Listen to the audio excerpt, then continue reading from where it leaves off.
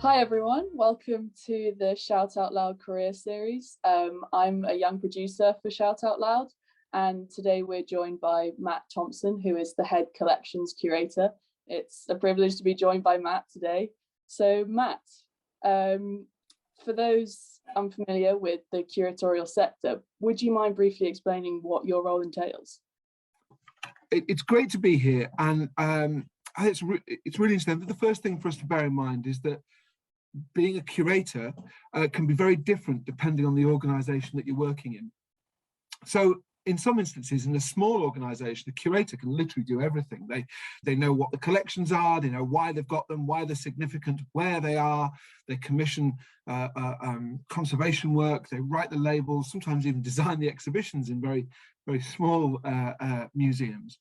But then within English Heritage, we're really lucky because we've got a large curatorial department. So the role of the collections curators is very much focused on the movable objects, so the items. That can be challenging sometimes when objects are kind of attached to buildings, but you know, we always find a way through. And it's about really understanding the significance of what we've got. It's all about finding the best objects to tell the most interesting and most exciting stories about the properties, about the objects themselves, and the way they relate to each other. The people who lived there, the people who created and made these items.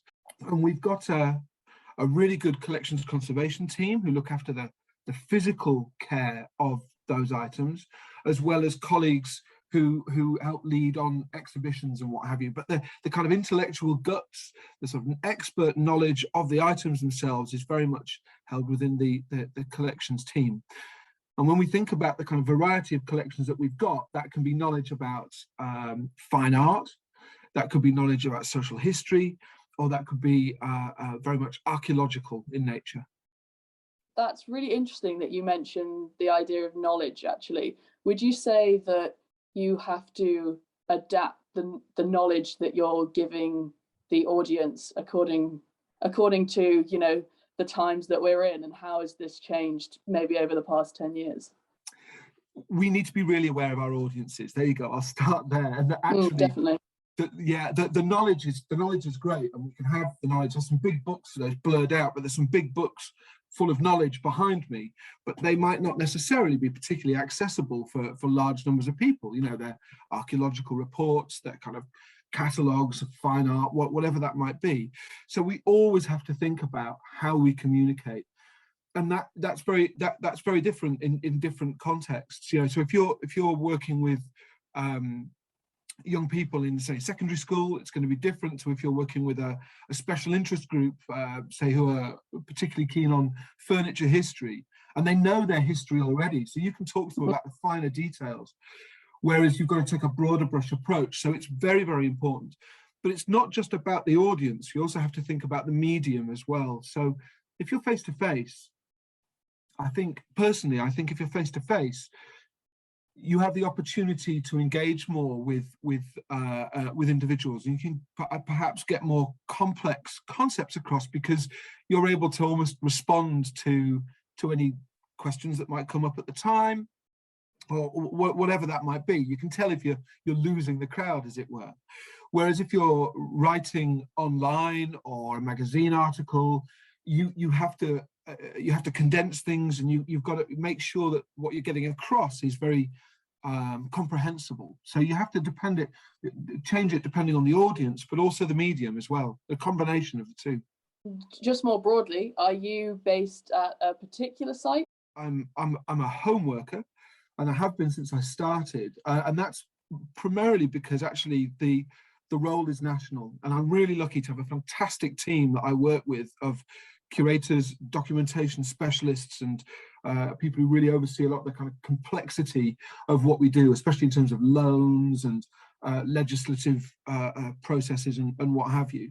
So I'm really lucky that we've got people who are based right around the country who take care of the kind of the regional aspect of things. But that does mean for me that I could find myself in the north of England, or in the southwest, or in the southeast, or in London, whatever that might be. So it makes sense that I'm a home worker, I think, really. Although I am out on the road quite a lot. That's a great privilege with this job, but it can also be challenging sometimes because it means some relatively long days or overnight stays.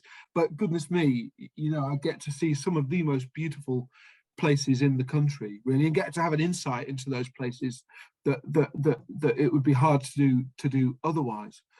How do you think lockdown impacted? A number of meetings that would ordinarily have taken place face-to-face now take place via Zoom, and that has significantly reduced the amount of travel that I do.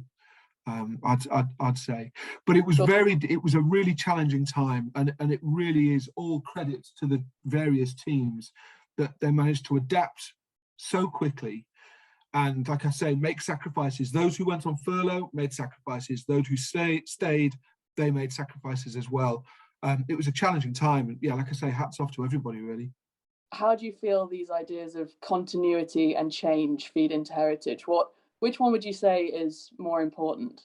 So I think for me, in terms of continuity, the great thing is that we do have these big national stories, but as we delve deeper, it's a question of granularity. As we delve deeper into a certain place, a certain story, we can start to pick out individuals. We might not be able to name them through the archaeological record and the collections that we've got. Sometimes you can, you know, there can be named people with properties such as, say, Audley End, where we know that certain items were acquired by certain people, and we can start to build up a picture of that person's interests through the paintings that they might have owned, the furniture that they brought around them. But in a lot of cases, it can be relatively anonymous, but we get these little glimpses, really, of real human lives that we, I think, as curators, heritage professionals, as well as visitors, that we can really connect with. It's those personal stories, I think, that really help to build those connections with those big narratives. Otherwise, I think that the big stories can become rather impersonal. But those big stories, of course, change all the time. The great thing about history is that it's the best we know at any given time, using the sources, the documentary evidence, and the corroborated with or challenged by archaeology or vice versa. It's the best understanding we've got, and we're always rearranging those sources and that evidence in new ways to understand more about what's going on. But I think ultimately, for me, one of the interesting things is about this idea of a person-to-person connection, but through time. And that's one of the things that I think we do really well, because of this combination of dramatic ruins and very often these collections which tell that more textured story. I just wanted to now sort of turn to specifically, you know, the ins and outs of your roles as a curator. And I do art history, and curating is something that I'm potentially looking into. What advice could you give to an aspiring curator? The role of a fine art curator in a gallery is quite markedly different to, say, the role of a curator of archaeology. Now, the essence is the same. What have you got? Why have you got it? Where is it? You know, so what is it? Describe it. It could be a painting, give us a date, what's the medium, you know, all of these sort of things. Could be a piece of ceramic, you know, there's information that you need to have about it. Why have you got it? Why is it significant? How does it meet how does it meet your collecting policies, or, you know, whatever it might be? What is special about that? Why keep that and not something else? And the other one is, where is it? You know, it's important. Not everything is on display. You know, I'd say probably 80% plus of our collections are held in store. Hugely important to know where it is. So the basics of curatorship, you know, that idea of just being aware of what you have, they're the same across the piece.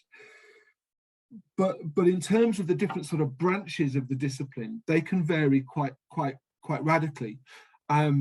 So I guess the first thing I would say is, if you're interested in getting into the discipline of curatorship, is do something. Look to work in an area that really inspires you personally. And I would say that primarily because it can be quite a long road to establishing yourself within the sector. And so it really pays to be really interested in what it is you're chasing, because there'll be times when it seems pretty difficult, you know, to get that in, to open that door, and your personal interest and belief in what it is you're doing is what's going to carry you through. So that, I would say, is a really important part of it. Second one for me, I would say, is personal, and it's worked for me, but it wouldn't necessarily work for everybody else, was to try and gain experience of several different types of museum and several different types of collection. So I studied archaeology, but then did a master's in museum studies and then a PhD in history. And it's that combination that's come together. I've worked in museums, a lot of museums around industrial heritage. I've worked as a field archaeologist. I've worked in museums of archaeology a long time ago, but still did it. And now work for English Heritage, where we have that mix. We don't have a huge amount of industrial, but there's a lot of archaeology. We've got some of the most amazing fine art collections. So it comes together in that way. So I feel incredibly fortunate to be working here, and never a dull moment. So if you can demonstrate a kind of broad understanding of the sector and can bring that broad understanding along with the specialism, then I think that's worked for me, and maybe it would work for other people, but I wouldn't want to say that that's the only way. What would you say was the most important skill then that your job requires? Well, I would say for my role, the most important skill is about relationships, about establishing effective relationships with everybody that you work with. Now, and I say that because actually it's very much, while I have areas of personal interest, it's very much my teams who've got that expert knowledge. I mean, they really are. I defer to them and our historians and property curators at every point, really, for the detail, for the facts, for the context, for all of that, you know.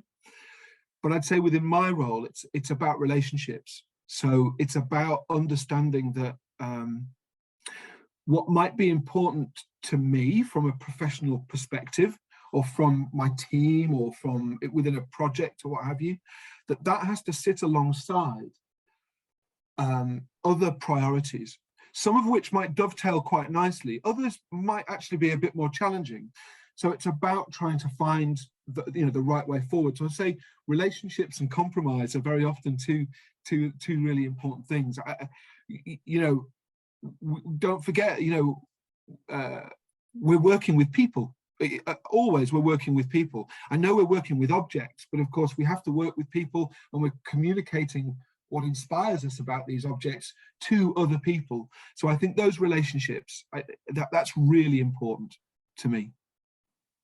That's really interesting, because when I was working as a volunteer at Kenwood House, I found that one of the most rewarding things was that when I was an explainer, you're giving this knowledge to your audience. But I think what's so unique about having this volunteer system is that you're giving your own personal perspective on it at the same time. And I think this whole idea of stories and bringing it in from, having this consistently changing volunteer system and new people from different backgrounds, I think that's what makes sharing the knowledge in this way, through communicating it through people, is so special about English heritage and English heritage sites. You're absolutely right that everybody brings their own interpretation. There are facts, of course, associated, when it was painted, what it's of, this, but around that we can build stories. And like I say, stories provide that kind of person-to-person opportunity, which means that you get something that's distinctive, but you also get something that is, one hopes, is appealing to a broad audience. But yeah, I think, so it's relationships with the public, it's relationships within the organization to help create a really good environment and to create a really good how can I put it, finished product, as it were, you know, that those are, I think, those relationships are the most important. Yes, absolutely.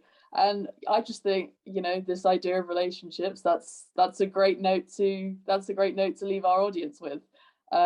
So thank you so much, everyone, for listening. There's more of these careers talks to come, so do tune in for those. And thank you, Matt. Thank you. Been my pleasure. Thank you.